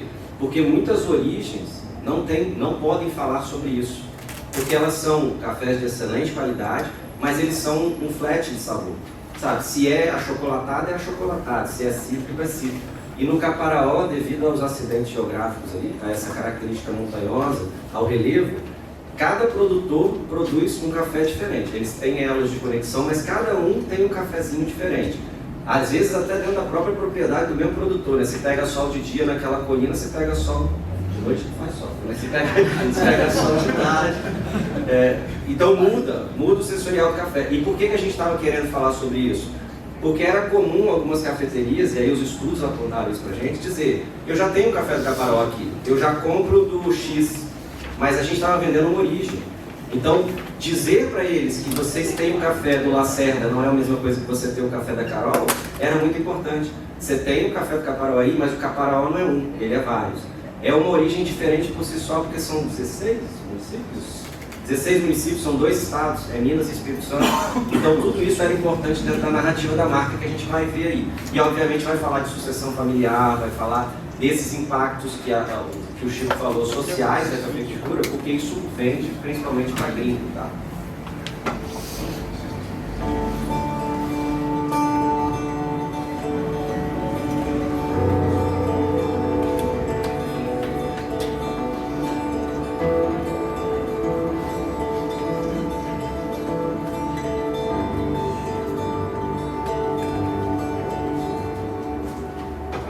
Caparaó é sinônimo de cafés especiais, de qualidade e diversidade. Mas nem sempre foi assim. Foi o cuidado e a dedicação dos produtores da região que transformaram nossos relevos acidentados em origens desejadas.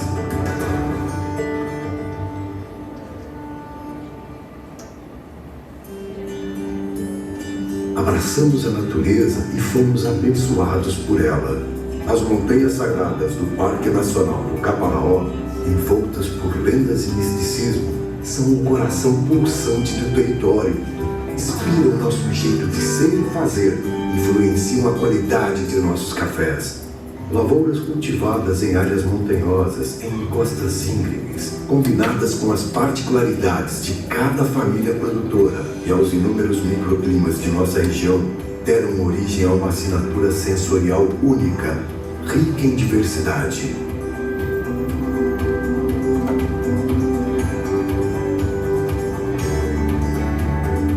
Cafés com aromas pronunciados, naturalmente doces e sensorialmente diversos, como melaço de cana, caramelo, açúcar mascavo, chocolate ao leite, acidez delicada, aspectos frutados ou florais, nuances de especiarias, corpo sedoso e cremoso. Da combinação entre fatores humanos e os naturais, nasceu nosso terroir, nossa denominação de origem e um verdadeiro patrimônio paisagístico da cultura cafeeira.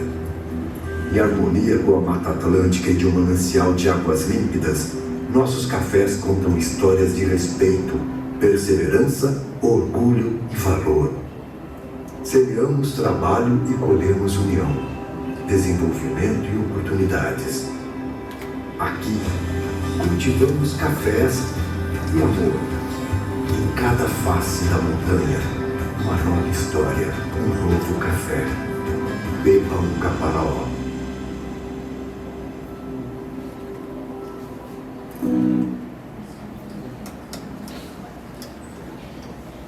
Pode bater palma.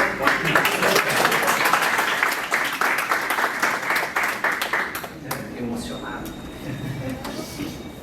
E aí, pela organização, a gente trouxe alguns outros cases, mas a gente vai passar já para a parte final, e a gente vai abrir para a gente bater um papo, fazer perguntas, a gente pode trocar e a gente volta em algum momento, para a gente aproveitar esse finalzinho de Masterclass, para a gente trocar mais ideias. Eu vou só, eu vou fazer um apanhado de tudo que a gente... Neste momento, a experiência que envolve esse produto é muito importante.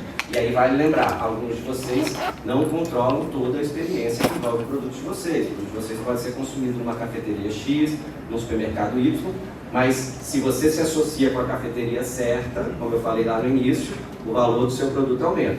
E algumas das experiências com o produto, você controla.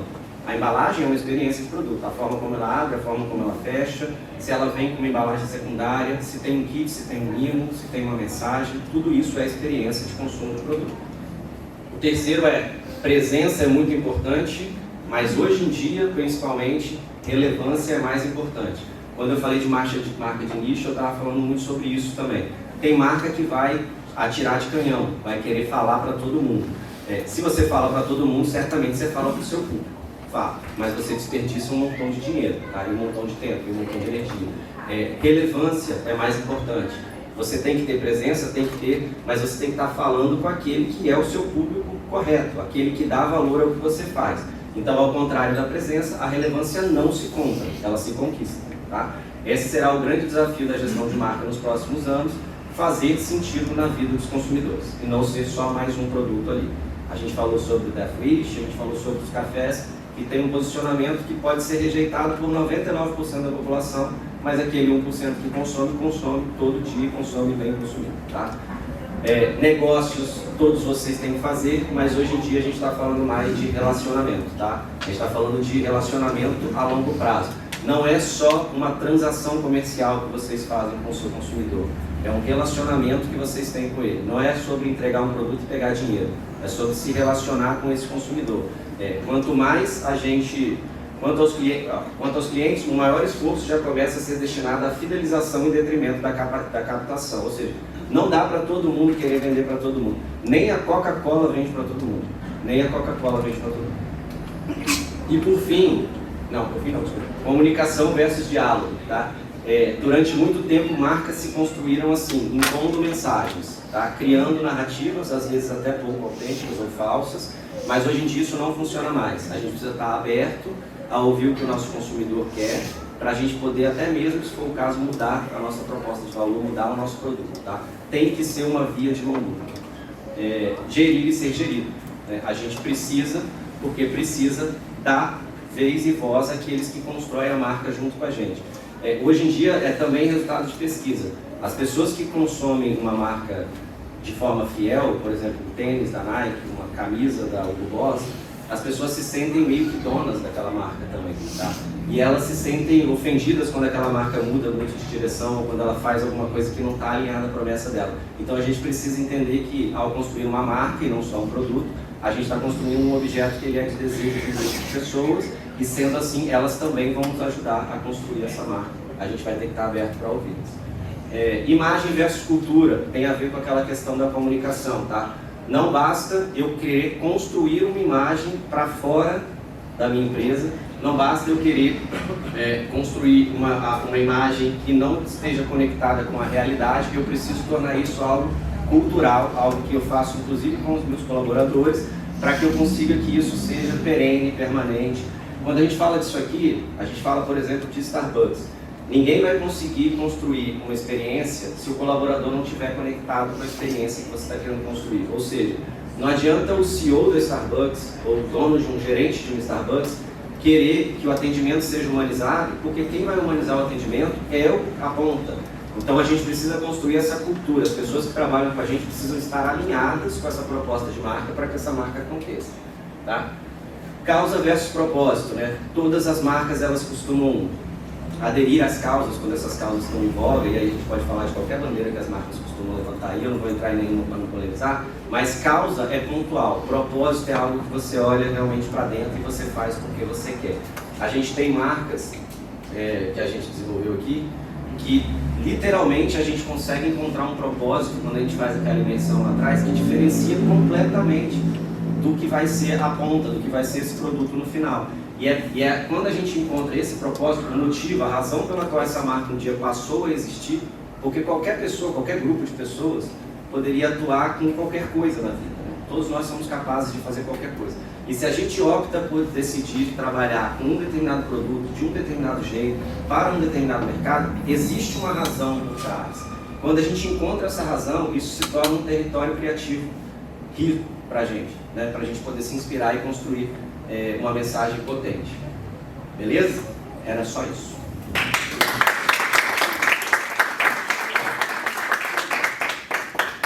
Só queria enriquecer a fala de vocês aí. É uma experiência que eu tive em Santa Teresa. Eu tenho uma marca de café e eu tentava vender lá para o rapaz do chocolate lá, Capitão Henrique. E aí levava o café, mostrava e tal. Não, isso aqui eu tenho aqui, não sei o que. enfim, não comprava. Aí teve a COFES ali desse ano, e aí eu fui lá, levei os cafés para ele e tal, aí eu levei um café fermentado para ele, e falei para ele assim, aí sentiu, gostou do café? Ele não, gostei, falou até ao mais lá, aí eu levei de novo, aí eu disse, esse aqui tem o fermentado, tem aqui a banana, frutas amarelas e tal. E ele virou assim para mim e falou, rapaz, eu nunca provei um café desse. Você pode levar lá na minha loja lá que eu vou ficar. Você pode levar 10 pacotes desse café aqui para experimentar e virou um freguês meu. Por quê? Sentiu o aroma que tinha realmente no pacote. E depois ele dá sempre feedback. As pessoas vêm aqui e sentem realmente esse aroma que você falou do café. Bacana isso aí. É muito bom ter esse entendimento. Por exemplo, o Marco, ele é uma pessoa muito linkada à história.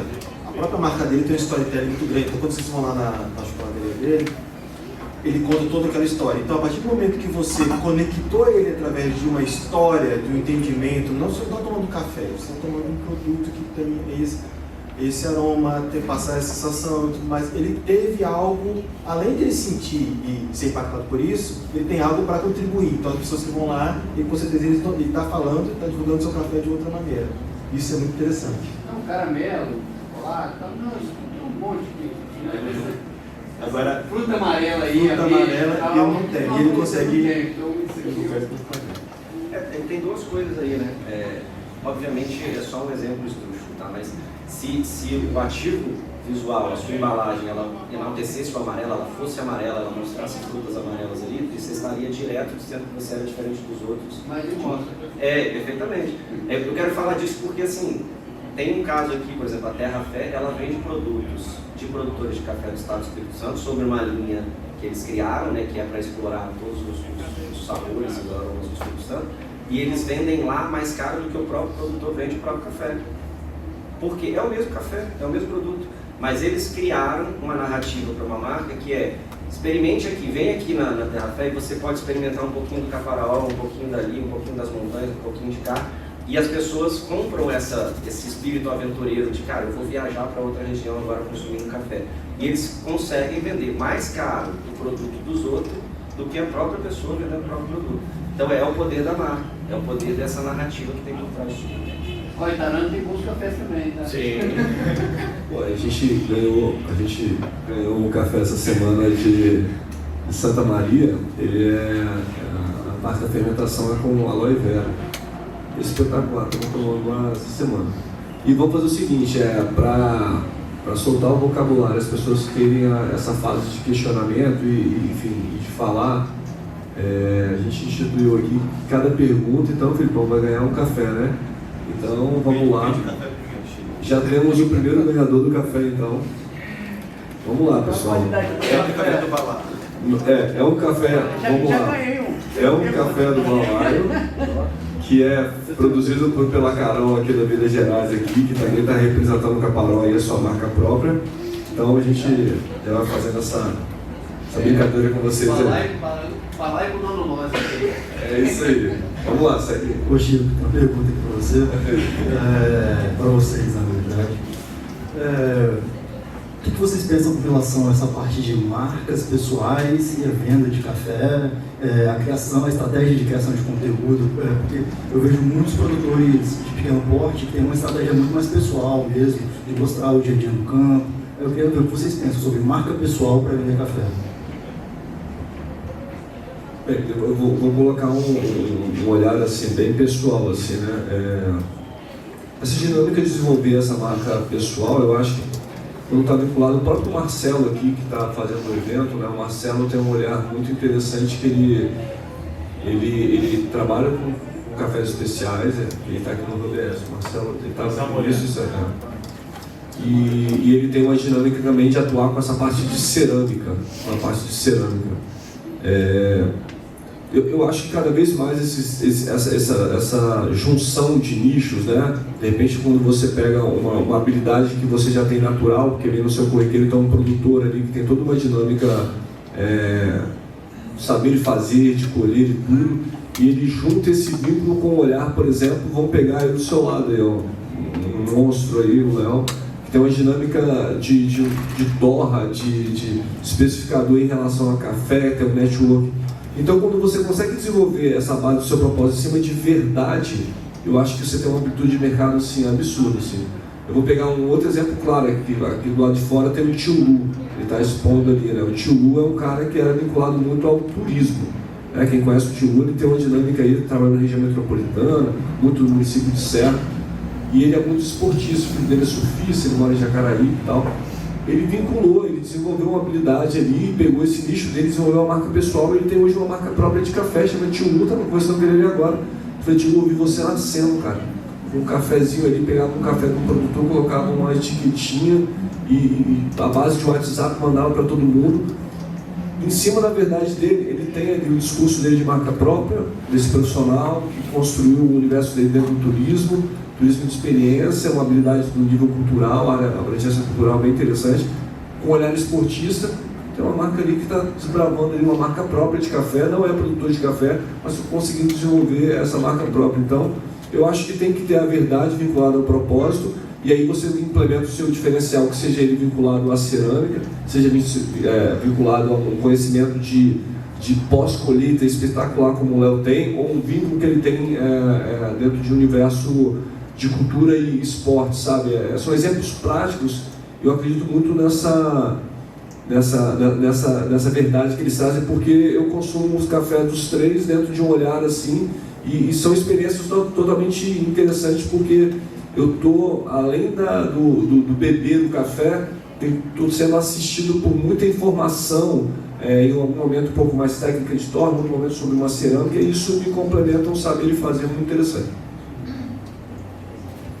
Você ganhou também um café. Mas é muito importante entender que não deixe de ser uma associação de marcas, marca pessoal com a marca do negócio. E qualquer associação de marcas tem que ter um controle, uma gestão muito bem qualificada. Então, a gestão da marca pessoal tem que ser muito bem alinhada quando você está transferindo essa reputação da marca pessoal para a marca produto.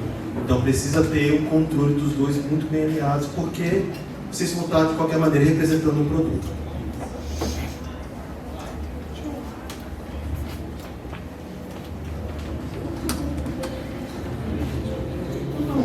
Quando nós falamos no caso, a parte de apelo, pensando em brindes, isso é uma coisa legal, interessante, ou pode ser uma fábrica de dores dúbios?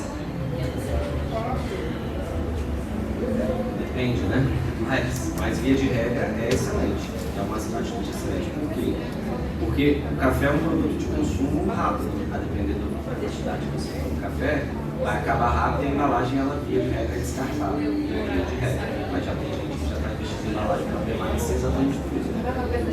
O brinde, principalmente se ele estiver conectado ao universo da marca, e ele não for só uma oportunidade de fazer um brinde barato, mas se ele realmente estiver conectado ao universo da marca, o que eu quero dizer, eu tenho uma marca de café, eu produzo uma xícara, eu produzo um adesivo para um moedor, ou esses gadgets todos que estão em volta do universo do café especial, faz muito sentido porque eles permanecem.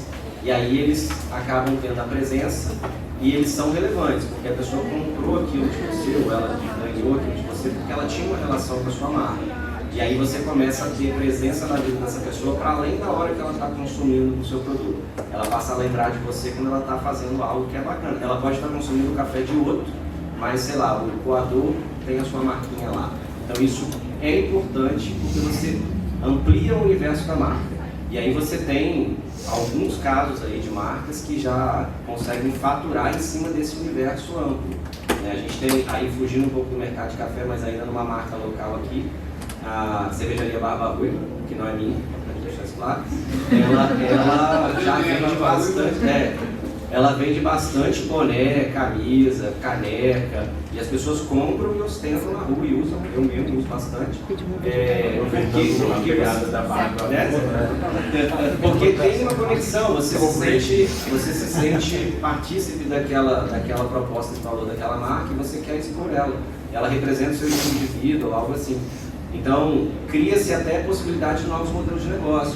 Quando a gente fala do Caparaó, por exemplo, da engenharia do Caparaó, A gente tem a ambição pessoal, esperamos que eles fizessem, mas se eles não fizerem, por favor, que a gente faça, né? Porque a marca do Caparol ela pode expandir para uma cafeteria modelo aqui, para trazer o café de todos os produtores e, sei lá, no aeroporto de Vitória, tem uma cafeteria do Caparol. Mas ela, como a marca... Já foi ventilado isso. Já foi ventilado. A gente ventilou algumas vezes também. O Contour, semana passada terminou um Contour e já foi comentado a respeito disso. Perfeitamente.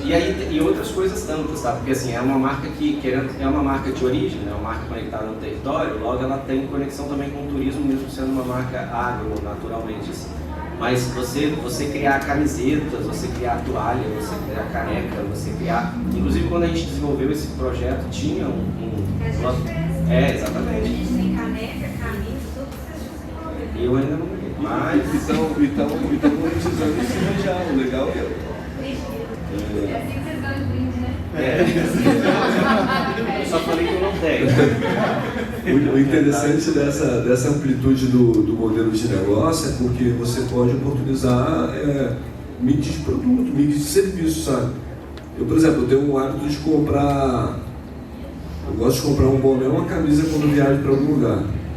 Por mais que quando eu olho para aquela terceira, tem uns 20 bonés, às vezes quando eu pego uma ali e tal. E, por exemplo, um caso super interessante. Uma dessas vivências dentro de um projeto, eu ganhei um boné de um produtor. E aí eu falei, pô, que boné bacana, tá um azulzinho e tal, não sei o quê. E tenho usado ele depois do tempo, dar uma corrida, uma caminhada no sol e tal. E no último ano agora esse produtor se tornou o campeão do melhor café arábico do Brasil, chama Cordilheiro do Caparol Deneval. E aí eu não estava na SIC, na Semana Internacional, no evento especificamente, mas eu estava ali, eu ressignifiquei aquele momento que eu peguei aquele boné, lembrei do momento que eu tive com ele. Então eu acho que esse discurso você consegue ampliar. Possivelmente eu vi alguns produtores ali com alguns souvenirs ali fora, as pessoas vão adquirir esses souvenirs porque também vão fazer parte dessa referência, dessa experiência desse evento que eles estão participando. Inclusive a gente vai abrir daqui a pouco ali um souvenir, vocês podem comprar com a gente. É brincadeira. Mas aí, independente se é para você aumentar a presença, para você aumentar a conexão dentro do estilo de vida da pessoa, ou se é para criar um novo modelo de negócio, via de regra é uma boa prática, tá?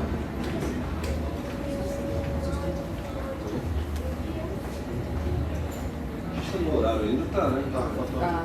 Segundinho. Vou correr aqui então. Boa noite. Boa noite. Foi muito bom, né, os cases apresentados aí. Considero que grandes empresas, marcas de café estão aqui representadas. Agora trazendo um pouco para baixo, eu, né, junto com a sócia minha, há 2 meses, 3 mais ou menos, lançamos uma marca de café robusta, inclusive, diferencial aí. E a gente é um café que já vem sendo produzido já desde 2005, né, um pouco familiar, mas não mercado varejo, né? Então, em 2022, 2023, iniciamos o projeto, somente eu e ela, com poucos recursos, né, e fomos aí, nesse último mês, em julho, o lançamento. Na proposta, a gente está com uma proposta muito exclusiva do café especial. Além do café ser especial, a gente pensa em atingir um público mais exclusivo. Essa foi a proposta. Mas aí a gente se barra com a realidade, que é alcançar essas pessoas. Então a gente bateu muito com o que... Qual o seu nome? Carlos. Pode ser Barba. E aí bate muito com o que o Carlos falou, que eu identifiquei agora, que é sobre ser mais fácil, então ser mais viável, se encaixar dentro do grupo que já tem associação, porque você rompeu um paradigma. E aí eu gostaria de ouvir, talvez, né, um pouco de conselho, o que é o ideal. Acredito que 2, 3 meses não seja um tempo suficiente para termos identificação ou não, se essa estratégia de atingir esse público com pouco recurso é possível, mas, né, é o momento de direcionar a estratégia, é o momento ainda de deixar um pouco mais maturar, enfim, seria isso aí a minha questão aqui. Qual o seu nome? Meu nome é Moisés. É o Café 501. Inclusive, quem quiser seguir, 501 Café. Segue aí, galera. Segue aí, que eu não posso fazer. Segue aí. Moisés, eu vou te falar assim, vou deixar depois de falar a parte mais técnica, o Carlos vai falar a parte mais técnica, falar de um coffee lover, assim. É a primeira vez que eu vejo um território capixaba alguém falar sobre robusta. Já é diferente para mim, porque eu estou muito acostumado a falar do conilon, né? Mas nos canéforos ali você tem o conilon e você tem o robusta. Possivelmente poucas pessoas aqui dentro desse ambiente que não sejam técnicos saibam. Então, já me faz valer para mim. É uma história para contar, se quiser depois. Não, já eu usava aquilo, eu já queria provar esse café. De cara, já queria provar o café. Então, esse porque eu sou Você não está atingindo o público ainda não, tá? Só para entender. Ele quer tomar de graça. Não. Eu vou pagar. Ainda não, mas tudo bem, mas tá indo lá. Estou apaixonado pelo empreendedorismo, cara. Da onde nós viemos, assim, é super legal. A gente está aqui porque é um propósito nosso, assim, de dialogar nesse âmbito. Não é por grana que a gente está aqui, é verdade. Mas dentro desse olhar Deus, quando você propõe falar sobre robusta, né?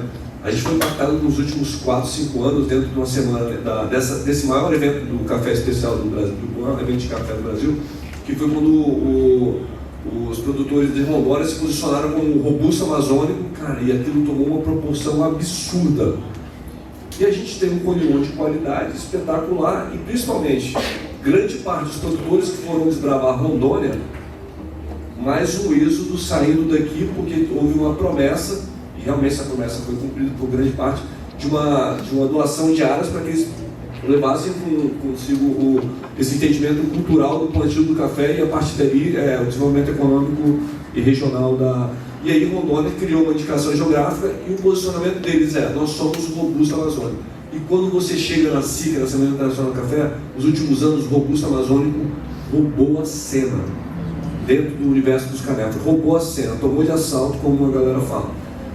Então, dentro desse contexto, se você trouxesse esse olhar histórico, você tem pessoas aqui dentro que vão querer, de repente, apresentar o seu produto. Me faz valer, e aí eu estou falando de business agora, de negócio, me faz valer que eu acho que para você implementar dentro do contexto de pessoas que já tomam um café especial, você precisa começar com baristas, de pessoas, por exemplo, esse cara vira para o seu lado esquerdo aí para trás, olha para o cara da direção, esse cara aí mesmo, começa com esse cara tem um network absurdo, é um cara que pode melhorar o passo do seu negócio. Mas eu acho que ampliar o seu network, que eu ia falar assim, como business, não estou falando nem como marketing, como business, ampliar seu network e olhar para uma galera que já consome café especial, que, por exemplo, no sábado ou no domingo de manhã eles queiram, vamos abrir esse robusto aqui, eu quero torrar, vamos sentir a prova, é o que eu faço, às vezes eu convido pessoas para estar no balaio, mesmo a gente convida clientes a degustar café, e é parte do diferencial competitivo nosso. Tem, tem clientes nossos aqui. Por quê? Porque o café ressignifica aquele momento ali presente. Eu vou contar a sua história também no robusto. Então, eu acho que é um pouco desse olhar, tá? E agora eu vou passar para esses rapazes aqui para ter um olhar mais técnico. E antes, obrigado aí quem seguiu. Tá? Eu já acabei de seguir. Obrigado. Não, eu segui para criticar. Acabou. Não, aproveita quando você hoje vai virar. Vai ser consultoria de graça. Aproveita a consultoria de graça. Vai ser positivo, a crítica. É uma crítica positiva. Vai lá. Obviamente a gente não emergiu no seu produto, tá? Mas a gente entende que você tem uma estratégia porque você no mínimo definiu ela. Eu quero vender para um público básico mais alto. Aí a gente já tem que seccionar aqui. Consumidores de café especial já são, sei lá, me ajuda aí, 5, 10% da população que consome café. Aí você, dentro disso, você nichou. Né? Você tem um nicho do nicho. O seu público é pequeno. Não, mas calma, pode dar certo. Seu público é pequeno. Eu olhei o seu Instagram para ver sua identidade. Para mim, sua identidade está conectada com a estratégia que você desenhou. Inclusive, muito bem feito, parabéns para quem fez, tá? Bem legal, clean, elegante, né? Como esse público quer. Sem gritar, é um público que gosta dessa parte específica. Você vai construir reputação com o passar do tempo, isso está escrito aqui, né? A reputação se constrói com longo prazo, né? Ao longo prazo, com comunicação frequente, mas é possível hackear essa reputação de alguma forma. É exatamente isso que o Chico falou. Então, 3 meses, obviamente, sua marca não está construída, ela está começando a expor a promessa dela para o mundo. E aí a gente tem que sempre imaginar que A gente olha para a nossa marca todo dia, mas as pessoas que consomem a nossa marca, elas veem a nossa marca muito pouco, quase nada, né? Mesmo as marcas que eu sigo no Instagram, às vezes só 10% delas chegam em mim, conseguem realmente chegar em mim. A nossa vida é desse tamanho, o nosso segmento de café é desse tamanhozinho, o de cafés especiais é desse tamanhozinho, o de cafés especiais ultra elitizados é desse tamanhozinho, e você é uma marca com 3 meses ali dentro. Então,